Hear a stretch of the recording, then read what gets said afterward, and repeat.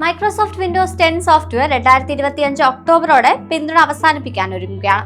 ഈ സമയപരിധി കഴിയുന്നതോടെ ലോകമെമ്പാടും വിൻഡോസ് 10ൽ പ്രവർത്തിക്കുന്ന ഉപകരണങ്ങൾക്ക് സാങ്കേതിക സഹായമോ സോഫ്റ്റ്വെയർ അപ്ഡേറ്റുകളോ സുരക്ഷാ പാച്ചുകളോ ഇനി ലഭ്യമാവില്ല. വിൻഡോസ് 10ന്റെ പിന്തുണ അവസാനിപ്പിക്കുന്നു എന്നതുകൊണ്ട് അവ പ്രവർത്തിക്കുന്ന PCകളുടെ പ്രവർത്തനത്തിന് പ്രശ്നമുണ്ടാവില്ല. എന്നാൽ സുരക്ഷാ അപ്ഡേറ്റുകൾ ഇല്ലാത്ത സിസ്റ്റം ഉപയോഗിക്കുന്നത് വൈറസുകൾ, മാൽവെയർ, മറ്റ് സൈബർ ഭീഷണികൾക്ക് കാരണമായേക്കാം. ഇത് ഉറപ്പുവരുത്തുന്നതിന് സമയപരിധിക്ക് മുൻപായി സിസ്റ്റം പിന്തുണയ്ക്കുന്ന വിൻഡോസ് പതിപ്പിലേക്ക് മാറാൻ ശ്രമിക്കുക.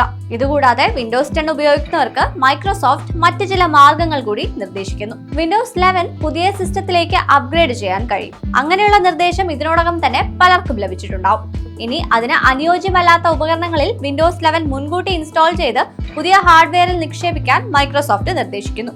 ഇതിന് കൂടുതൽ സമയം ആവശ്യമായി വന്നേക്കാവുന്ന ഉപയോക്താക്കളുടെ സൗകര്യപ്രകാരം മൈക്രോസോഫ്റ്റ് ഒരു എക്സ്റ്റൻഡഡ് സെക്യൂരിറ്റി അപ്ഡേറ്റ് പ്രോഗ്രാമും അവതരിപ്പിച്ചിട്ടുണ്ട്. ഒരു നിശ്ചിത തുക നൽകിയാൽ ഔദ്യോഗികമായി പിന്തുണ അവസാനിക്കുന്ന തീയതിക്ക് ശേഷം 1 വർഷം വരെ വിൻഡോസ് 10 ഉപകരണങ്ങൾക്ക് സുരക്ഷാ പരിരക്ഷകൾ നൽകുമെന്നാണ് മൈക്രോസോഫ്റ്റ് അറിയിച്ചിരിക്കുന്നത്.